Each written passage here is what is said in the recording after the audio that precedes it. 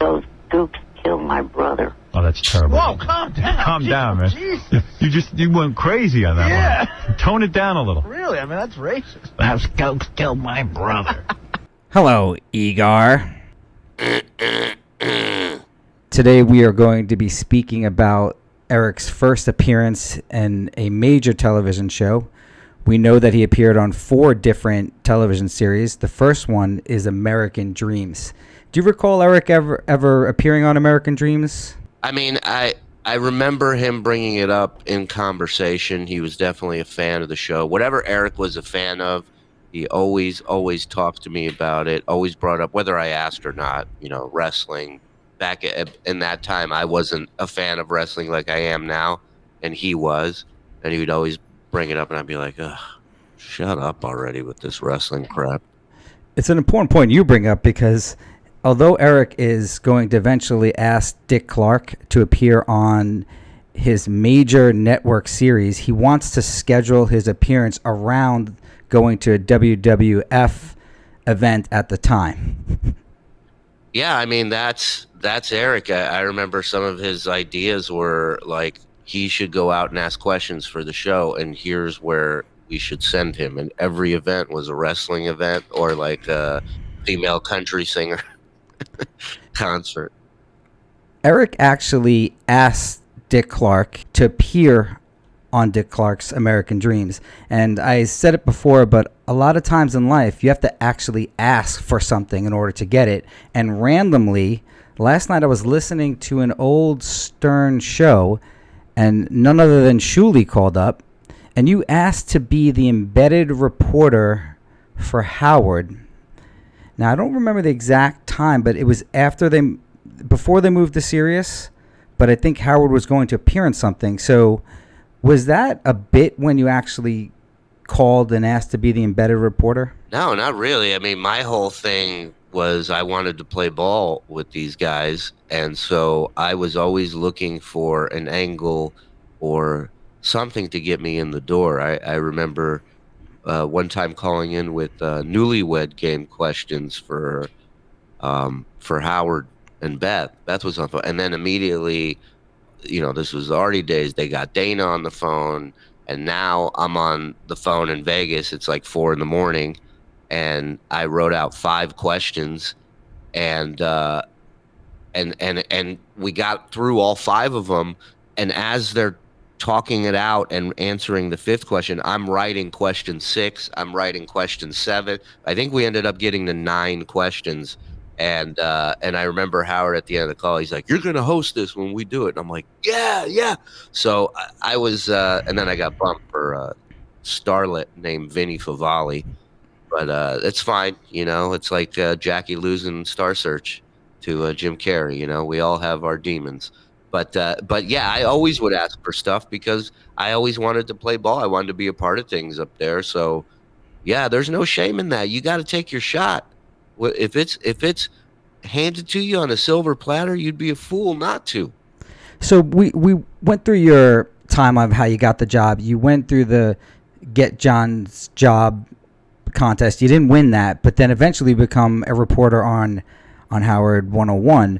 But the bit that I was listening to, you call in, you asked to be his embedded reporter. Howard said okay. Did he actually go follow through with that?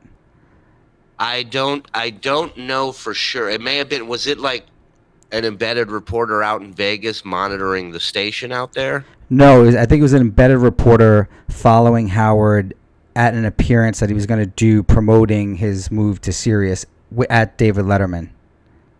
Yeah, I mean, I was down. I was ready to go. I ended up being the guy, the embedded reporter for the Craptacular 1 and 2. So following Howard around would not be a challenge. I never followed through with that. But there were times where he's done Letterman when I was at Sirius, part of the news team, or AGT or various events that he would do that I did cover. That I was there. The Dog Academy Awards, I did like 3 years in a row. That was a riot.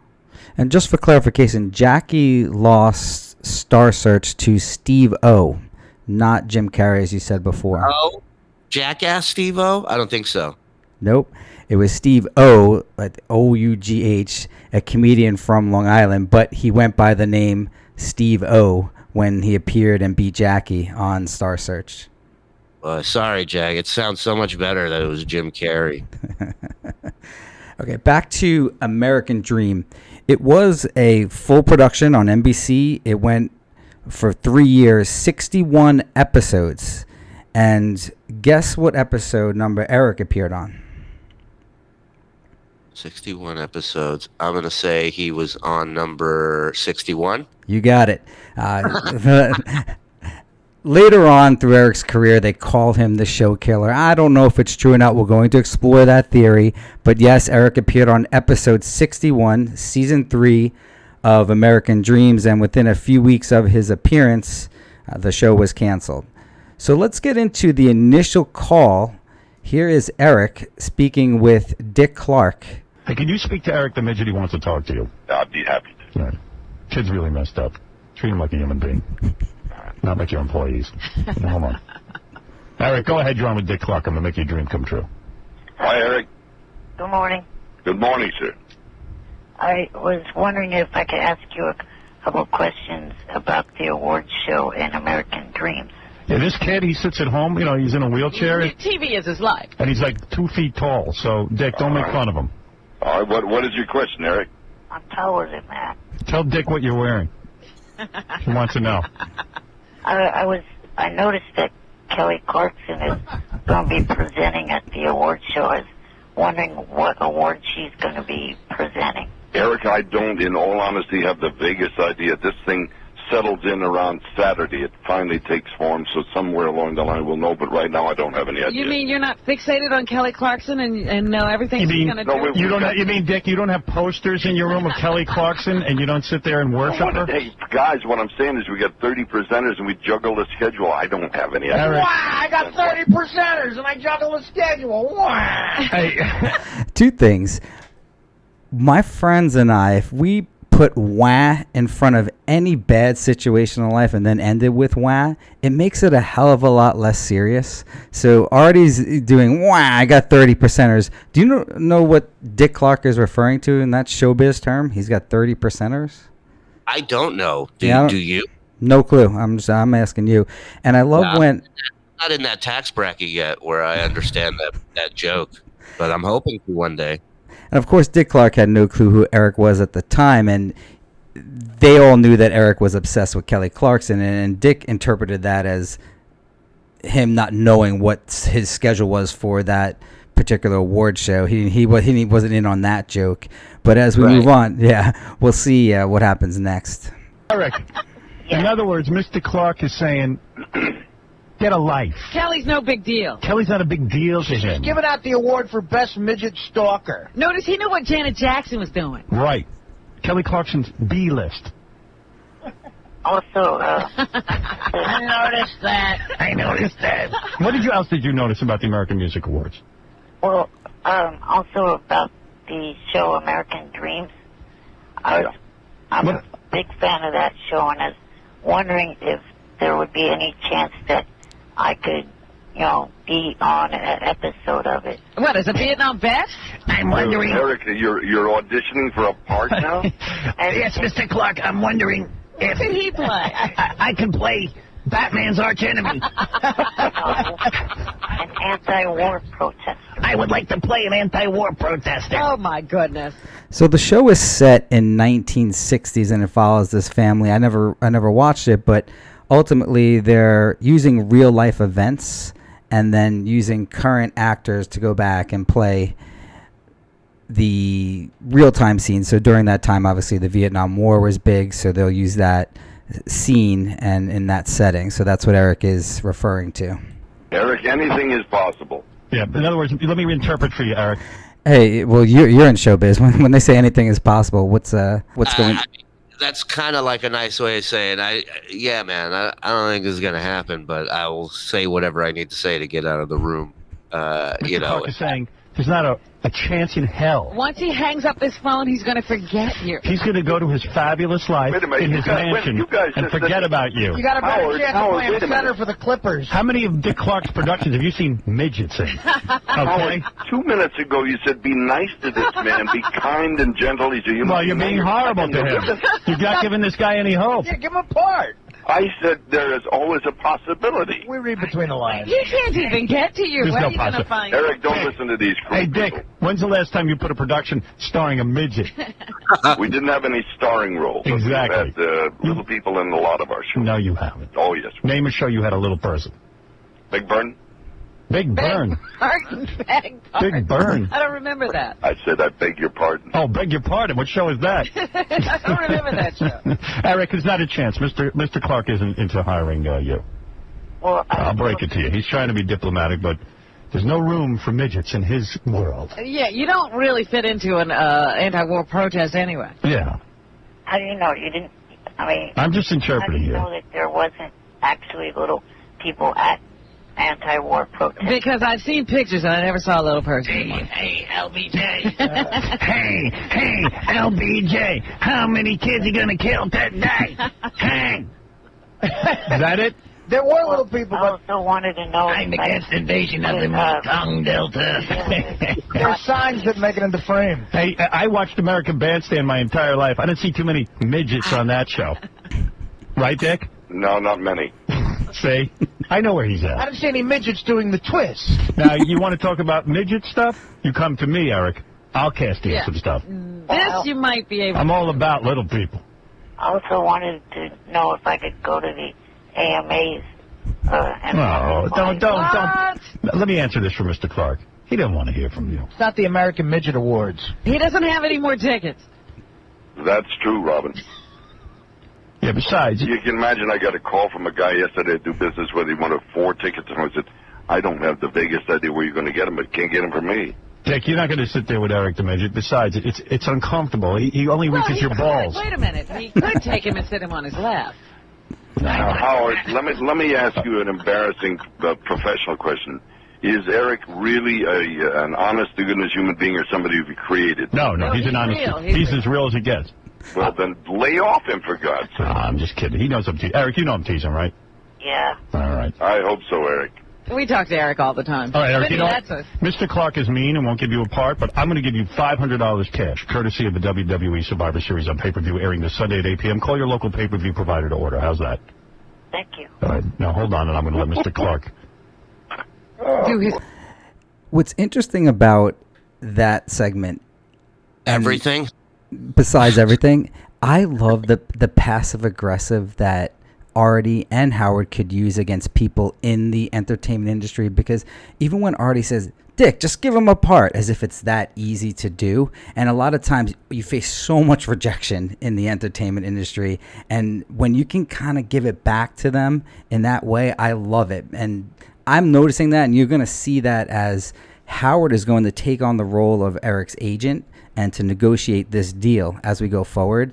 And of course, he's going to make some outlandish demands. He's going to demand above scale, maybe 4 or 5 times above scale for a first-time actor who's never acted before in anything. And things like that make me happy when you can do it to them. So then... A shot not taken is a goal not scored. If your agent is any good, he definitely shoots higher than it should be. That way, when they settle, it's still high. It's still in a good range. Some of the things I love about this is, like, it starts off with, hey, man, be very kind to this, midget, and don't be a jerk. And then, it's literally like somebody walking down a line of people on both sides, just beating the crap out of them with stuff. And then they get to the end of the line, they're just like, I was kidding, right? We love it. And he's like, yeah, I know. I love it. But Eric not missing a beat.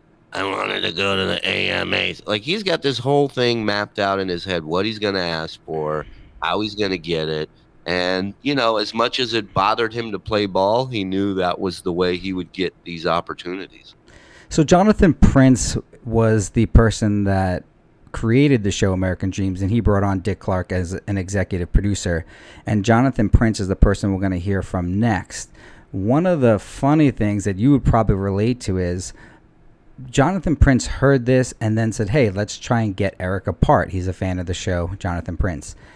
But in the meantime, Eric quits the show and refuses to have anything to do with the show. So you understand now he's got his first major role lined up, but Eric's refusing to be on the show. Right. It's his Holocaust. Never again.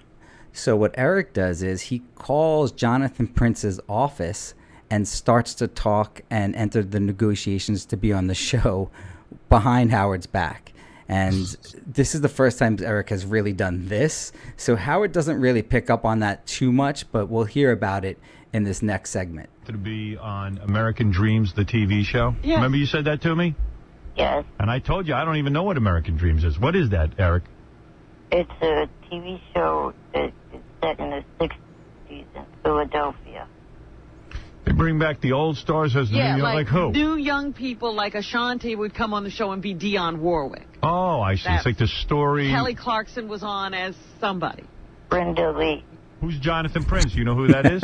Oh, yeah, the creator. He's the creator of American Dreams. What if I was to put him on the phone with you? That'd be cool. Oh, that'd be cool. Oh, yeah. So But you suddenly- don't want to have anything to do with us. Suddenly I'm not such a bad guy. No, You want to say, I'm sorry, Howard? I'm sorry, Howard. Okay, here we go. Sorry. Jonathan. Hey, Howard. Jonathan Prince is the executive producer and creator of American Dreams. How you doing? Now, Jonathan, I guess you're here to tell Eric something, so let's tell him. Well, you and I had talked about this a while ago. You gave me a call because you had mentioned, I guess when Dick was on, Eric had mentioned that he liked the show, and you said that maybe you could find a way to hook him up with Dick or with me, and then you and I tried to talk, and I guess what happened the day that you talked to me, Eric didn't want to talk to you. Right. We're penultimately disrespected. Exactly. And then Eric and I talked. Eric actually called our office from his house, and he and I talked for a minute, and I said to him, hey, you know, Howard's the one who put this thing together. I feel bad doing anything without talking to Howard first. So when Eric and I talked, I said, well, of course there'd be a way to find out to put you on the show, because there were people... Eric Wait a said to me second. How the hell are you going to figure to put him on the show? From what Eric tells me, he's about 2 feet tall. No, How tall are you? 3'6". Right. He's 3'6". He's in a wheelchair. What is he going to play? He's got to play somebody from another planet. You'd have to play somebody who's 3'6" and in a wheelchair in 1966. So you're going to have a character, Eric the Midget, from 1966. Yeah, we're going to probably not call him Eric the Midget. That may have not been what they would have called him in 1966. Well, he could be Franklin Delano Roosevelt. Wasn't he in a wheelchair? Yeah. So how are you going to work in Eric the Midget, who looks like a visitor from another planet? Eric told me that one of the things he felt like was important was that back then there were lots of people who were against the war, against the Vietnam War, even little... Now, there you got some. He looks like a guy who got his legs blown off in the Vietnam War. So you could put Eric in a wheelchair as somebody who was either against the war or who had been hurt in the war. Because Eric, would you want to play somebody who was anti-war, anti-Vietnam War? Yes. Now, you see, that sounds reasonable to me, like somebody who was in the jungles of Vietnam. He wasn't in the jungles of And Vietnam. got blown up. Yeah. But, Eric, aren't you very sickly looking? No. Thank you very much. Eric, would you play a guy from another planet? No. Why? Okay, and here we go with a long-running issue with Eric. He is very demanding as to what parts he will play and what he won't play. So this is the first... Now, here is what, in some instances, makes whackpackers legendary, but in other instances can hurt them. For example, you know, Eric brought something to the table, always. He was always entertaining. It always went somewhere, especially when he refused to do things, when he was angry about things, because Howard had an amazing ability to turn him and to get him to finally accept these things. Or just the fight goes on and on. A guy like Jeff the Drunk, who brings nothing to the table and still refuses to do things, that's where you lose people. That's where you lose your your legend status as a whackpacker. They always say the best ones are the ones that don't know they're in it or don't want to be in it. And Eric was clearly one that didn't want to be in it, but deep down inside, I think he was proud to be a member of the Whack Pack. I disagree. I mean, he did not want to be a part of the Whack Pack, and that's going to be a whole nother episode. There's an exam. He had Howard's ear, and that he loved. It was the only celebrity he can talk to. Well, he's so far he's only talked to the president, Dick Clark, and a few others. Stephanie McMahon, one of your favorites. But that's a debate for another. All through Howard. Let's keep that in mind. None of those conversations happen without Wolf. And Eric realizes that throughout the history of the show, and that's why he keeps coming back. He is the typical girlfriend or boyfriend that calls you up to tell them, don't ever call me again, which generally means call me again. You know, I want the attention. But for Eric's sake, he turned down the part of being a Martian for whatever reason. And then we know throughout the history, he will not play any roles that indicate that he's gay. And one of the jobs he turned down was being an actual bee from Beezid. Do you remember that company? Yeah, it was a $10,000 job. He refused to play a bee. All you have to do is put the bee costume on and the antenna, and there's guys been doing that for 40 years on Mexican news in the morning. I don't know if you watch that. Telemundo. This guy with a bee outfit on doing weather. So back with Eric in this negotiation, what we glossed over was the fact that Eric refused to deal with the show, calls up Jonathan Prince on his own. Of course, Jonathan Prince kind of brushes him off in the sense that, Eric, we have to go through Howard, because really that's the value for American Dream, is to get the free promotion on Howard's show. So we're negotiating now. Also does a great thing, which he rats him out to Howard, and that's fantastic, because now we get this. Right. So we're going to continue on and see what part potentially Eric could play. All right. He doesn't do aliens. I got to tell you something, though. You got to admit, I'm pretty great, Eric, because I got the creator for you on the phone, Jonathan Prince, willing to come up with some kind of role to fit you. You don't seem that thankful.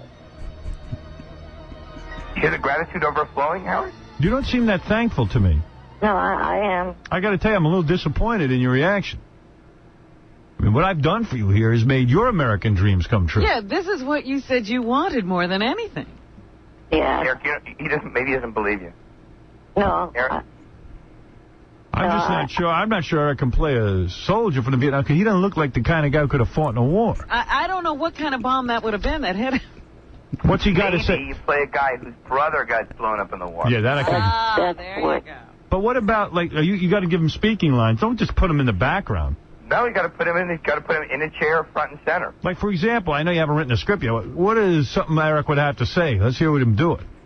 Someone would have to ask him about why he's so angry about the war. And then, like, he would have to say, my brother was there in their line. Hey, do you think you can work Kelly Clarkson into this episode too? Because Eric really wants to get down with her. I'm not sure her brother was there, and I think that she has no problem with the milk. Why don't you try something like this, Eric? My brother was there, and I pleasure myself to Kelly Clarkson. Yeah. No, that won't work. Yeah, Kelly's Brenda Lee in this. Brenda Lee. Why don't you say this? My brother got a venereal disease in Vietnam, and then he was blown up by a landmine. But be upset. Be like almost crying. Let me hear your act. Say that. My brother was in Vietnam, and he got blown up by a landmine. What? Holy mackerel. It changed it completely. Changed my line. Not the first actor in Los Angeles to change someone else's words. Try this. You're out there protesting. First of all, that was a terrible read. You were very lethargic. Say this. Hey, LBJ, how many midgets brothers have you killed today? It's a slight adaptation of a very famous cheer. Hey, how old are you? I'm 29. Not you. Jonathan. I'm 45. Huh. So it's not quite my year. Eric, say this. My brother got clapped from an Asian whore. Son of a bitch. But do it with emotion. Is there another line you could come up with? Hey, Eric, if I was directing you, I'd say, you know how pissed off you feel at Howard right now? I'd probably use that in how you feel when you're saying the line. It might work. Yeah.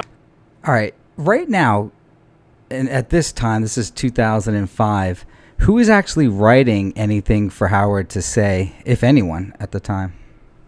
Well, I mean, Fred's definitely there, but Benji is in studio at that time, and at that time, Benji and Fred, I think, were the only two people really writing for him. So how does it relate today? Because I saw a picture. I think Stuttering John once put up a picture of it looked like 20 people cramped in a room, and he claimed that they were all the writers for the show. Is that something that he can utilize now, like 20 different people that can directly write something for him, or is it something else? Well, he doesn't have 20 writers for the show. I know John's plugged in really deep over there and knows all, has all this information that he swears by, like that Mamet was fired 2.5 years ago. He guaranteed it, and he's not. But no, there's not 20 writers. It's a bullpen type area, or was, where you have some writers, you have PAs, you have office staff, you have IT people back there. It's all mixed in, into one area. So if something goes on and you need somebody, they're right there. You know where everybody's sitting. Around the corner, you got JD's studio, you got Sound Richard's studio, you have the editing studio, the green rooms. I mean, it's a wing, but with all the people there, it's pretty tight. Where did the Shuli Edgar office end up? So there were a couple spots. When I was in the news team, we were around the corner. We were outside of that wing, around the corner in the Howard 100 newsroom, which was kind of like a mini bullpen just for us, the reporters. I think it was like, with the reporters and the editors, I think it was 5 or 6 people room. Then they moved us to the 19th floor, which was, if you've ever been in that building, there's 3 columns of elevators. So we basically had to move to the different column of elevators and be on the 19th floor, which that part bummed me out the most because I felt so detached from the show. I felt so separate from everything. Granted, I was still working on the news team. I wasn't, writing at that time. So, it was fine in retrospect. And then they brought us back to 36 after the news team was shut down. They brought me back to 36th floor. And that's where, and I ended up getting an office up 1 floor above the studio, 37th floor, next to Scott the engineer. I got to see that ray of sunshine every morning when I'd walk in. And that's where my office was up until the world stopped spinning. So the main studio was on 36th floor? Yeah. And you said there's offices on the 19th floor and the 37th floor? There are no longer offices on 19. They have 3 floors now. They got 35, 36, 37.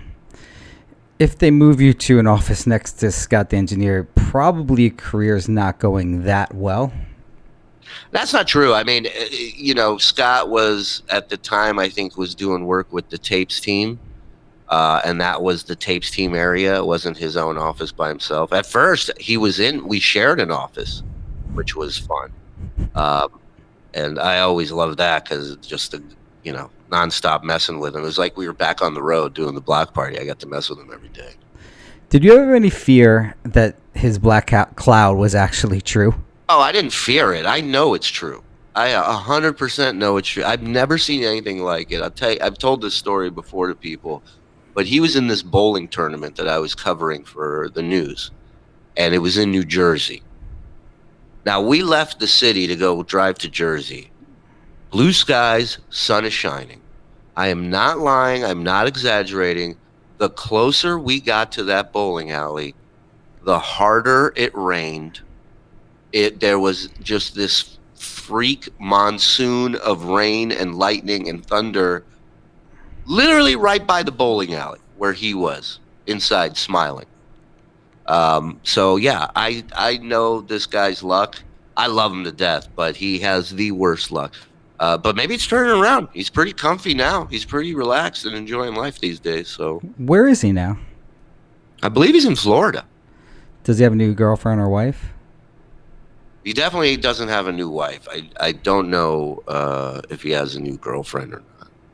There's a baseball game that Scott, Gary, and a few other guys went to. It was probably maybe like 8 or 9 years ago. Gary ends up on the jumbo screen, kind of like stealing the valor of some of the troops that were there, I believe.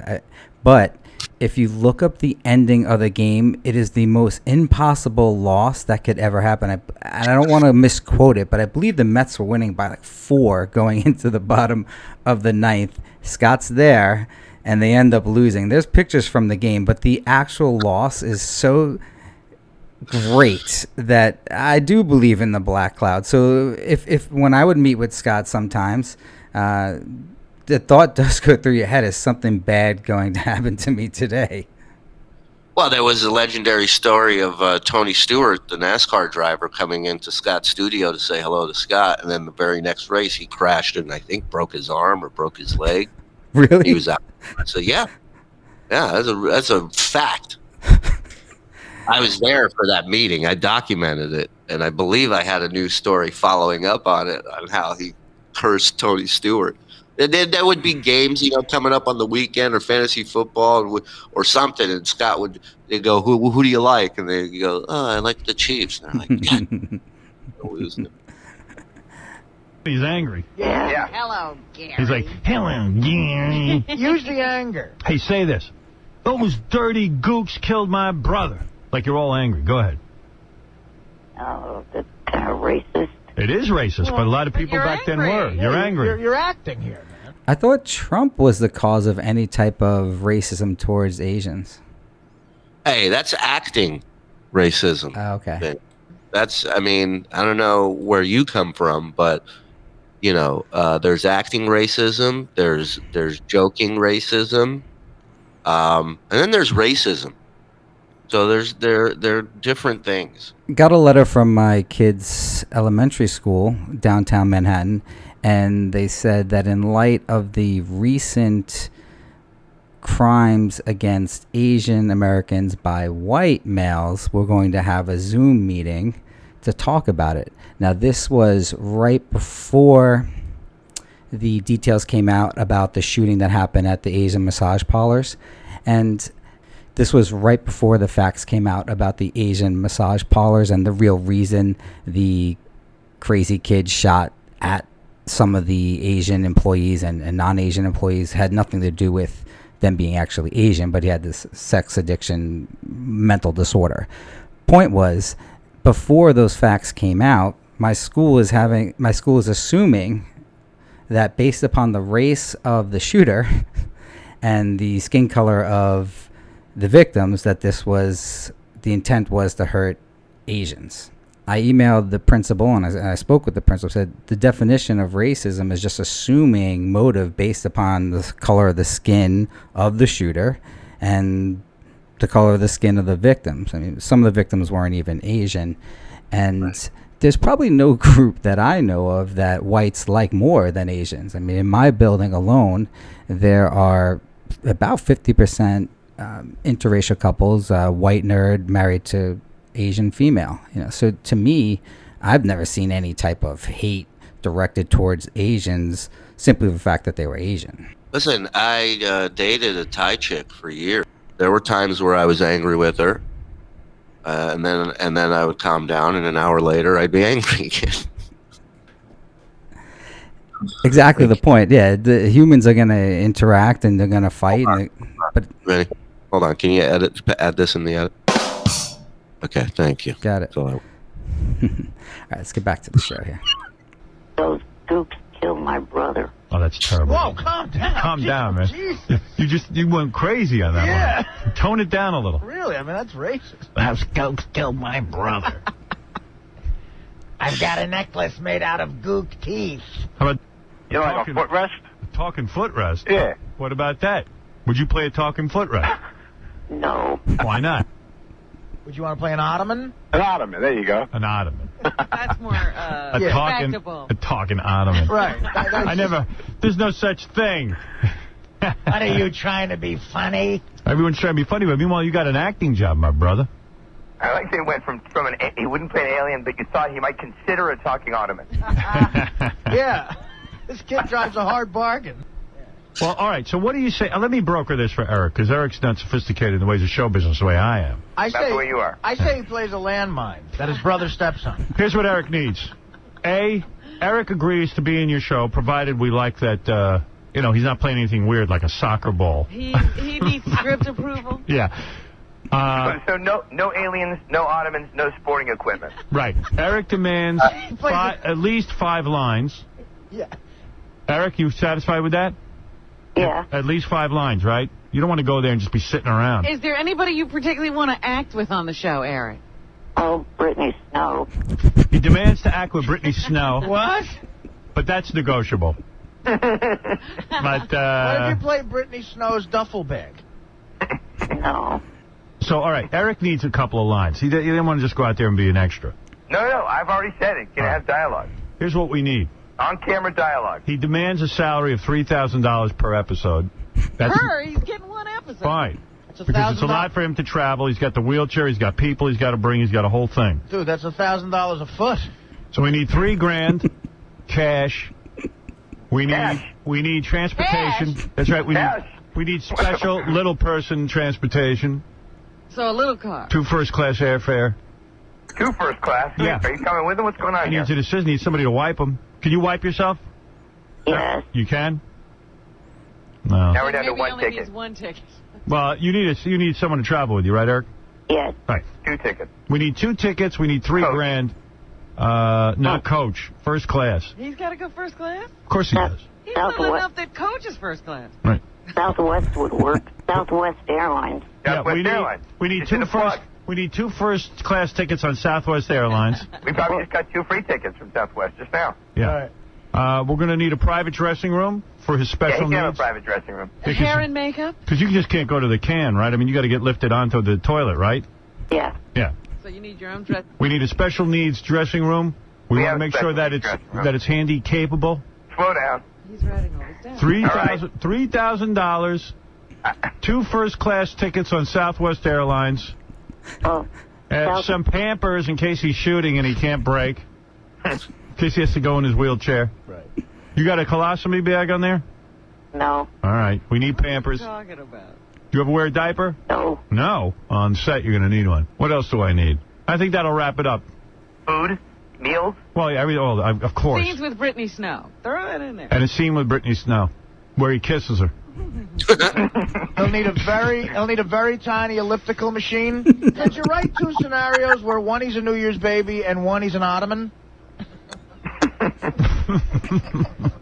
I think what we should do is when we shoot the scene, and I'm serious about it, I think when we shoot the scene, we take the dailies from the day. I'll send them to you so you can see his entire performance. Good, because, I want to play him on the air. And you can decide for me how he did.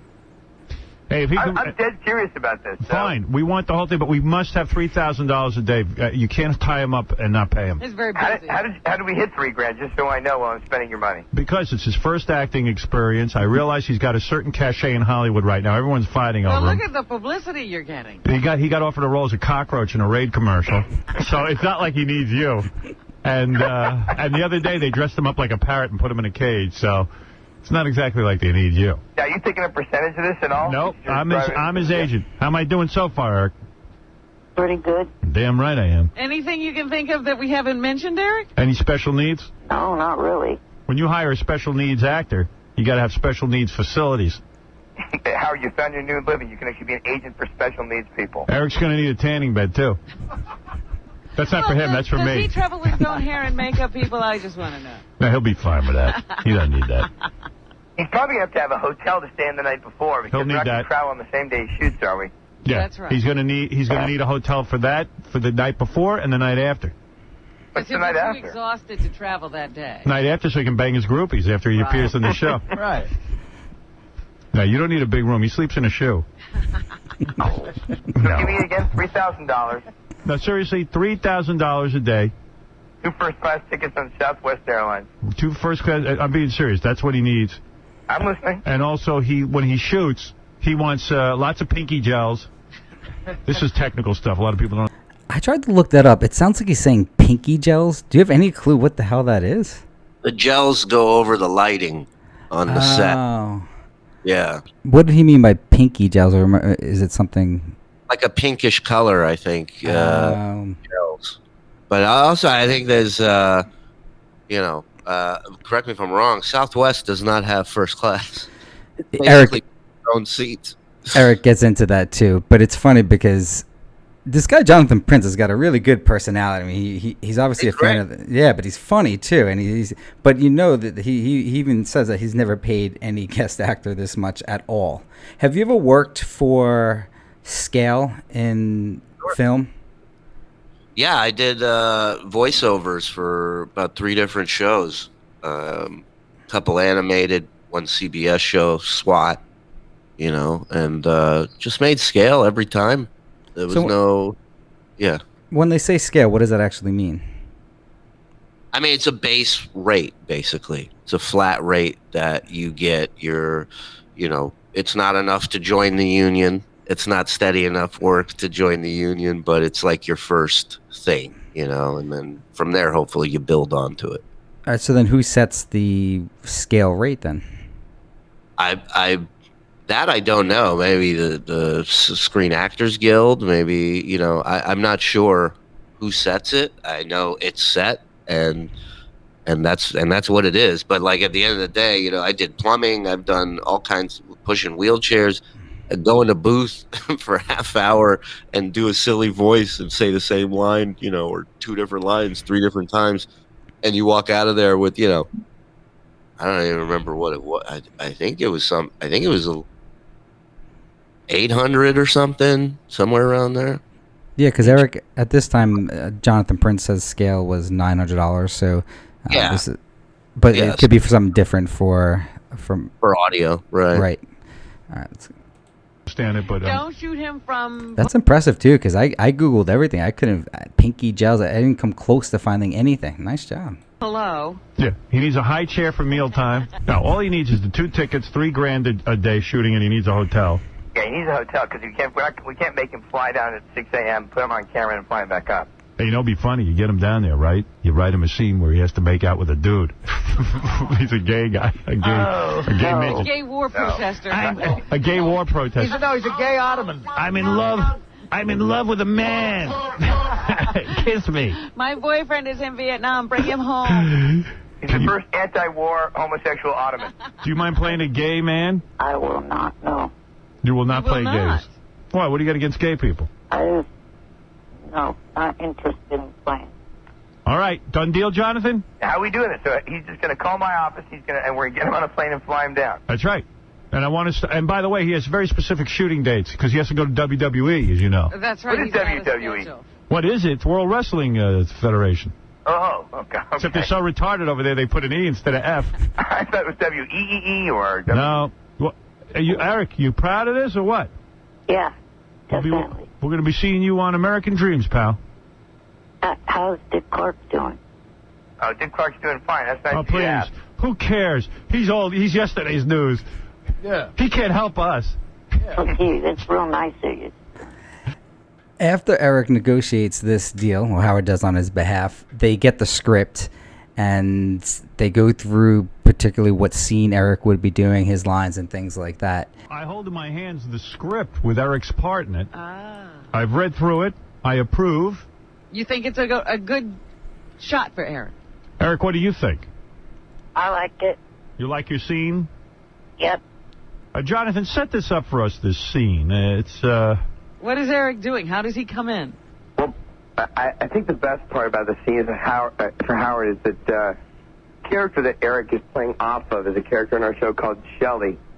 Shuli is an ex-Playboy playmate, now travel agent, played by Daphne Zuniga from Melrose Place. Daphne Zuniga. That's correct. I apologize for my mispronunciation. I like Daphne Zuniga. Eric, you know who Daphne Zuniga is? Yeah. She's hot. Wow, that was Boy, that was enthusiastic. Eric, control yourself. That noise you made was interesting. Was it this? No, I was just agreeing. I was agreeing, yes. Oh, that was a yes? I thought you went. No, it was like a, You're right. Thought you threw up. I know Eric is excited. In fact, Eric has decided to drive there with his dad. Oh. As opposed to taking an airplane, right? Yes. And this is a big deal for him because he wants to become an actor. Road trip. And it is hard for guys in wheelchairs who are, you know, the size of a loaf of bread. It's difficult for them to get roles. Right, Eric? Yeah, So this is exciting. definitely. All right. Have you been rehearsing? Yes, I have. All right. Jonathan. Now you know why we didn't ask for the role to have any kind of adverb in which you said that Eric's character was excited when he walked in the door. Yeah, don't ask Eric to be excited in a You scene. wrote this specifically for him. We didn't go with excited. Well, I will do a little bit of rehearsal. I will play Shelley, the Daphne Zuniga part. Excellent. She's hot. What is she? She married now? No, she's single. Is she? You ever do her? No, that opportunity never comes my way. How's she looking these days? She looks beautiful. Still got a good She body? looks beautiful. Or did she blow up? No, she looks gorgeous. And she plays the Playboy Playmate, so she's... He's got to carry that off. I remember carry that her off. from Melrose Place. I think I dropped a batch or two on her. You've enjoyed that show in the past? Yeah. How old a broad is she? Oh, the broad is Daffy Zuniga. Yeah, Daffy Zuniga. Daphne Zuniga is how old? Hello, Daffy. That's Daphne. Wow, I can't believe how good she looks. I only know Daphne Zuniga from Spaceballs. Yeah, no, that's really, but those were his shows back then, you know, 90210 or Melrose Place, all those shows, loved them. So he recognized her more from those shows than Spaceballs. But I think anybody who knows her from Spaceballs. You never see on the set doing anybody? She doesn't do anybody on the set. Not a lot of that goes on. Hey, Eric. Eric, could you be invited to the trailer? Eric, maybe you can nail her. Eric's got his own dressing room, that's for sure. Hop on top of me, Daffy. I think her future married name is Daphne the Midget. How would you like to be Daffy the Midget? Eric, you going to put the move on her or what? I don't know. Have you ever put the move on anybody? Yes. Oh, really? I'm going to crawl inside of you. I'm not kidding. I've got to get this fax out to Jonathan Prince. Get up on this stool here.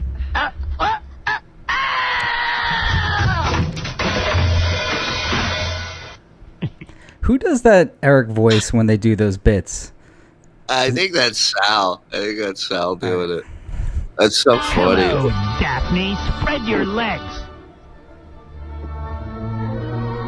I will put my wheelchair on warp speed. Dude, you're like, where is Eric? I can't even tell. Waiting for you to actually get to the scene. All right. Explain to me. You're right. When you're right, you're right. All right. Eric with the right cross. Jonathan, when is Daffy Zuniga and Eric the Midget going to be shooting the scene? Now, I notice his character's name is Eric in this. How convenient. Well, so here, you want to hear the scene? So he walks into the he doesn't walk. He comes into the travel agency in a wheelchair that looks like it came from 1966, so it can't be his motorized chair. Right. And his mom is going with him. And she and her son, and Eric plays his own age, are going to Chicago on the plane. And they have a scene with Daphne where they talk about the fact that planes in 1966 did not have wheelchair access. All right, so Eric is upset in this scene that he's going... It's a dramatic scene. It's full of longing. All right, so Eric wants to go to Chicago, but there's no access. Right, we wanted to play the longing. There you go. Eric, are you ready? Yeah. All right, I'm Daphne Zuniga. I will do it in my best female voice I can. Go ahead. Well, you ask a question first. He's got the mother's line, too, Howard. All right, I'll be the mother. And we're hoping to fly to Chicago. We have family there. Eric, it's your turn. Oh, okay. My older brother. Man, you're in for a long day. You gotta save all the outtakes. I want to see it all. For $3,000, you got to get your money's worth. You're not kidding. All right, go again. All right. Have you ever flown before, Eric? No, it's my first time. Okay. Well, let's see what we can do for you. we're supposed to go to a Cubs game, me and my brother. Are you excited about that? Are you excited? No, I'm just wondering as a direction. Are you excited about that? That sounds nice. Wow, this is some scene. Yeah. This is going to be great. We're supposed to go to a Cubs game. So that's it, right? That was the whole. That's all your line. That's the scene. No, he has more. He does? Eric. I don't see it on the paper. Me neither. Yeah, where is it? That's the whole thing. Where's Will? Way to play Damn that Will. Way to play the longing. So they question whether there's more lines and whether they were sent to Will in the studio to get to Eric. I don't know if this guy is just joking around, like they had more lines, but they forgot to send them. But funny things that you notice that comparing this original script to the end, Eric's going to a Cubs game. He eventually is flying to Chicago. They change it to right to where he's going. He lives. He's flying to San Francisco to see a Giants game. I mean, obviously that was an intentional change, right? I have a rewrite. I would never go to a Cubs game. It's not believable. I love first a couple things. Number one, I think the dad going with him to this was the dad kind of being like, something's up here. I don't buy this. I don't trust this. I think his dad was just waiting for the other shoe to drop. You know what I mean? Like, this was, who's this radio guy hooking up my son with a TV gig? Like, what's really going on here? You know? And then I love that. I wish they would have stuck with the storyline of, you know, not being accessible for handicaps, the planes, and, you know, they could have been like, we want to put you in the overhead compartment and stuff like that. It would have been great. And, you know, this Jonathan Prince guy, there was the guy from, what was his name? From the Mary McCormick show that he did. I know exactly what you're talking about. I'm getting a phone call from Underdog right now. Answer it. Huh? Answer it. I can't. I don't want her being recorded without her knowing. Oh, she doesn't give a blanket permission. Well, I mean, so what I told him, what I told the director of Mary McCormick's show, what I told Johnny Fratto when he asked me for Eric's number back in the day, I said, guys, this is something that you're not going to be able to undo. So be really sure that you want to go through with this, because once Eric's demands start, they do not stop. We had 2 more lines. Where are they? No lines. That's it. Right, Will? That's all that was sent to me. Well, I'm freaking out now. Hey, Eric, did you memorize those, or are you going to need cue cards? We're in deep doo-doo here. I memorized them. All right, that was pretty good. Where's the longing? I don't see it. I thought he played it right.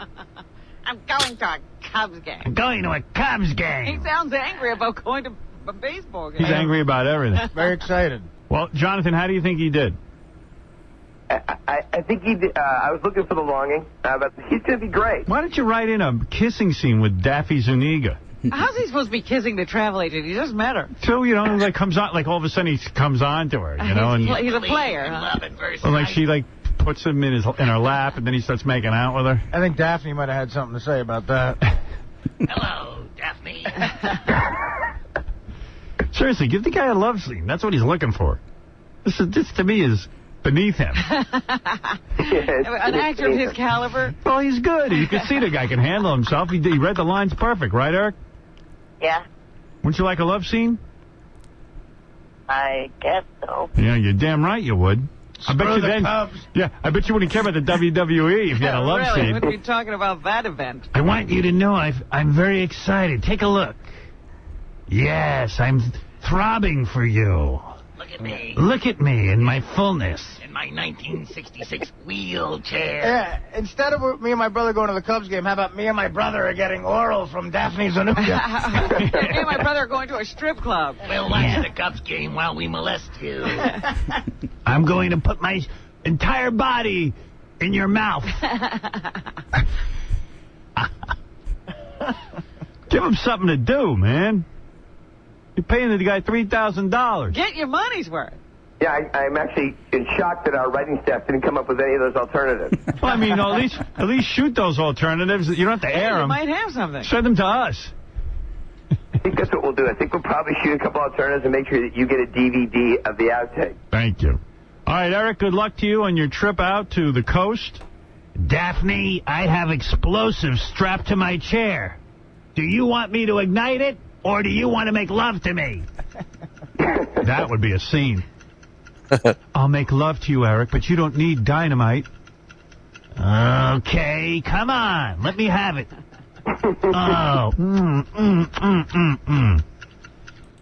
Now, some fans may say that Howard is projecting or even predicting the future because there's rumors that he hooked up with Mary McCormick on the set of his movie. Do you think there's any truth to that? I have no idea. I have no clue. I doubt it. I don't think so. I don't see him do it. It's a place where there's too many eyes, too many people who know him. It's like it'd be pretty stupid to do something there, and I don't think he would do that at the time. He loves his kids. He's a great dad. I don't see him being that way. Yeah, but just because he hooks up with Mary doesn't mean he doesn't love his kids or that he's not a good dad. All right, well, we know what Vinny's up to. So when Eric initially called back in 2002, the first celebrity he really talked to was Stephanie McMahon, which you're probably familiar with. She's the daughter of one of your heroes, Vince McMahon, right? Sure, yeah. She's one of the best bad guys in wrestling throughout the years, Stephanie. Yeah, so when I was a kid, and that's when I watched wrestling, the only McMahon I knew was Vince McMahon. Sure. Is Stephanie good looking? Yeah, yeah. And I mean, you talk about cancel culture today and the Me Too movement. She would come into the ring to talk, and the 18,000 people, or how many thousands of people in the arena would just start chanting "slut, slut, slut." Yeah, she seemed to have a good personality, but after Eric, during the conversation, they asked Eric if he masturbated thinking of Stephanie McMahon, and I believe... That's a fair question. Yeah, right, but at the time, Eric was caught off guard. I believe he admits to it, but either way, after that call, Eric calls Will, and he calls Gary, and he calls Howard's voicemail, super upset that they set him up and asked those types of questions to someone that he really liked, Stephanie McMahon. Not upset at himself for answering honestly, which, I will say about Eric, there wasn't a lot of bullshit with him. He was pretty much straight up all the time.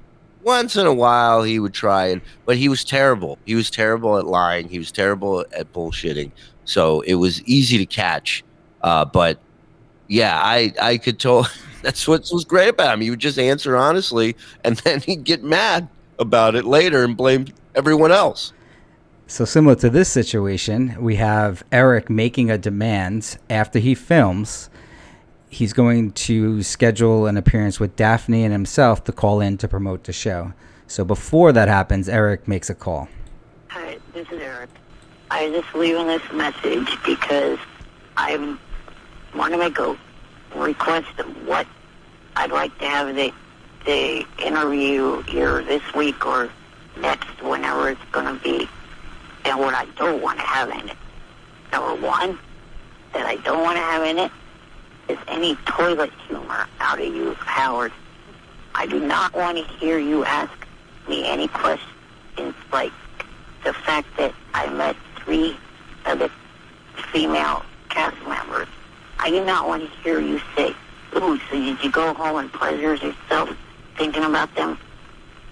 You know what? I do not want to have them hear you ask me that question. They're going to be listening to this. I want you to take this interview a whole lot more serious than any other phone call you've taken from me in the past.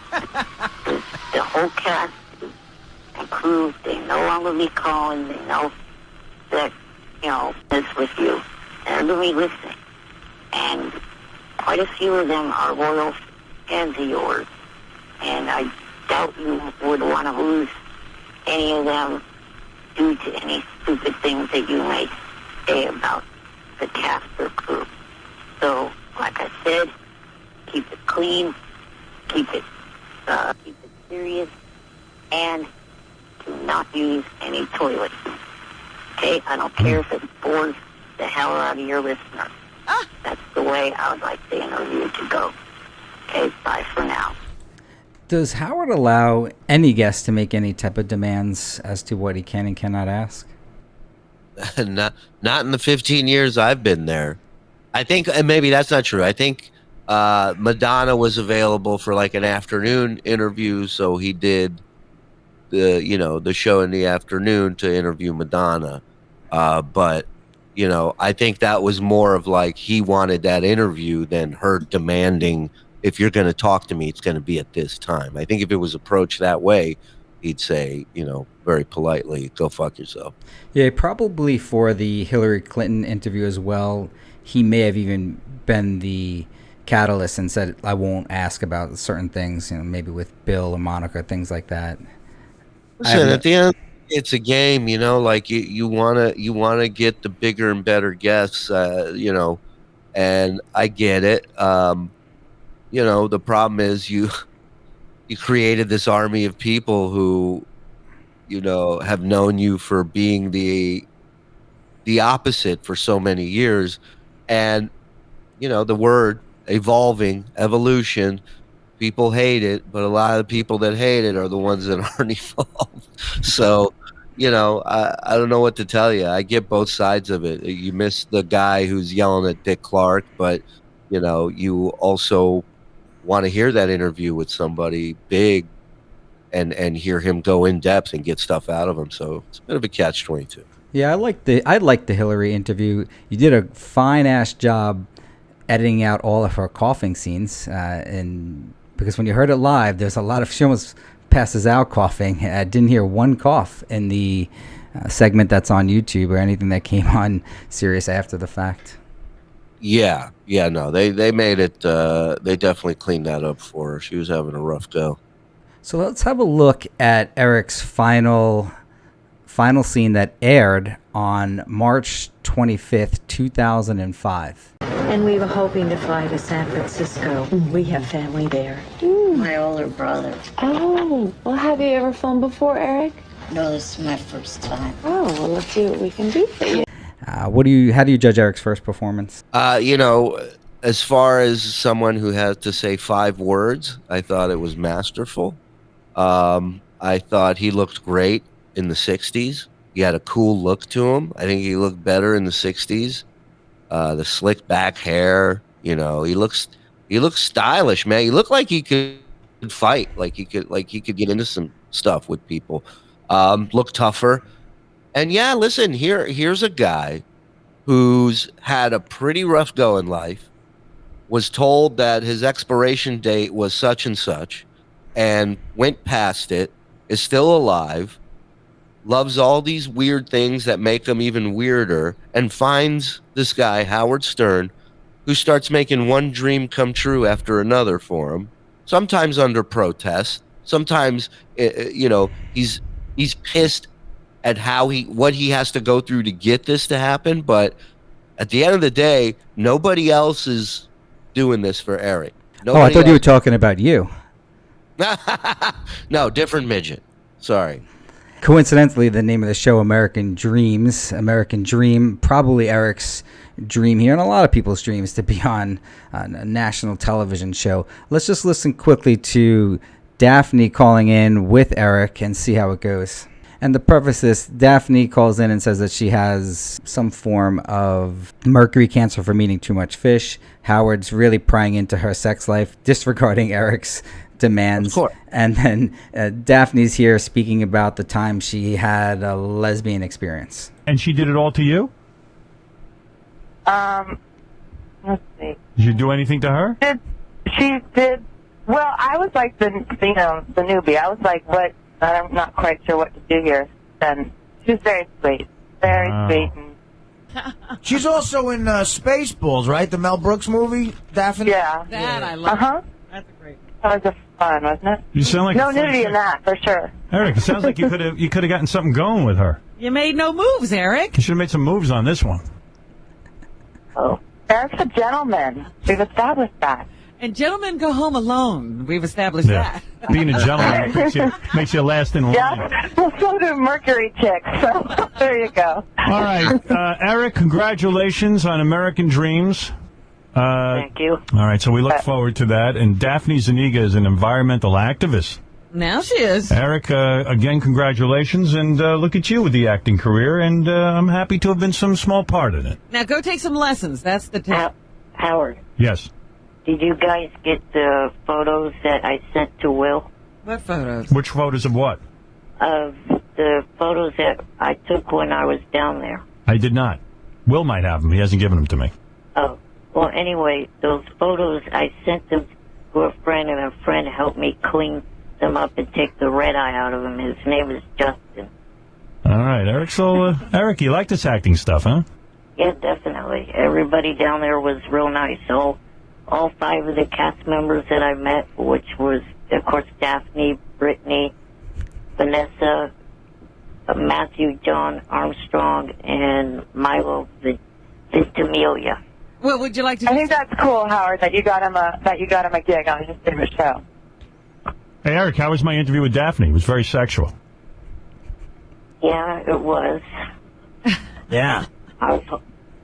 I suggested to the staff down there to record that and this interview and play it back for Jeff Zucker. Now I don't know if that would work. Funny. Do you want to do yeah. some more acting, Eric? What's that? Do you want to do some more acting? Of course. And you will go take lessons then? Yeah, and like I said in an email I sent to the crew afterwards, if there was any time that they could think of putting my character back in one of the episodes, I'd be down there as soon as possible. Right. Would you want the same amount of money, or would you be willing to work cheaper? Either way. Yes. You want an expanded role, though. That's what you're saying. Yeah, his quote went down. Would you be willing to... You were the one that came up with that. More lines, less money? Yes. That's the wrong way to go. We're going backwards. He'd like more lines, less Mercury. And Daphne, in all seriousness, do you use a vibrator? Now that you haven't had sex in a long time. Howard, in all seriousness, I think my that's boundary will not. But he made a good point about Jeff Zucker, so that's all. All right, baby. All right. Looking good. All right, honey. I hope to meet you very soon. Shortly after that interview and the episode appears, the ratings come out, and then Howard gets to read them. And let's see how Eric did. Was hired by the TV show American Dreams on NBC to revive the series and save it from a sure cancellation. Oh. Eric the actor midget, went on there and got the lowest ratings ever. Oh, no. Yes. Well. Eric. Hello. Wow, you did horribly for them. What a shame they hired you and you got such horrible ratings. You're not what they call a ratings grabber. Let's see, 8 o'clock, 60 Minutes. This is Wednesday night on CBS. Got a 6.3. Lost, the hit television show on ABC, got a 12.0 at number 1. That 70s show had a 5.1. And American Dreams on NBC, a 4.9. What happened, Eric? Well, previous weeks to that, they were doing a lot better until ABC had the bright idea to bring Lost back with a new episode. Is this the death knell for your acting career? I hope not. Well, did you hear what he's saying? ABC got so nervous, they pulled out a new episode of Lost to run against him. I don't know how I felt about that episode of Lost. I loved it. You did? Yeah. Did you guys even watch the episode of American Dream? No, I watched Lost. Yeah, I watched what I usually watch, Lost. In other words, you see, Eric, people who know you didn't even watch. The people who were most interested in you didn't watch. So you didn't do too well with your weighing. Yeah. And finally, Shuli, someone got a hold of an alternate ending, and I could play it for you. I think it was probably inspired by Eric's appearance on Fringe, but I'm going to get your reaction to it. I'll figure it out. And we were hoping to fly to San Francisco. We have family there. My older brother. Oh, well, have you ever flown before, Eric? Oh, well, let's see what we can do for you. Did you travel with him to Fringe or just in plain sight? In plain sight, but I didn't travel with him. I mean, I got there my own way and met him up there, but yeah. Wonderful. Well, that was Eric's first major appearance on a television show. We know he was on 3 more, 4 in total. And for today, we're going to say bye for now, buddy.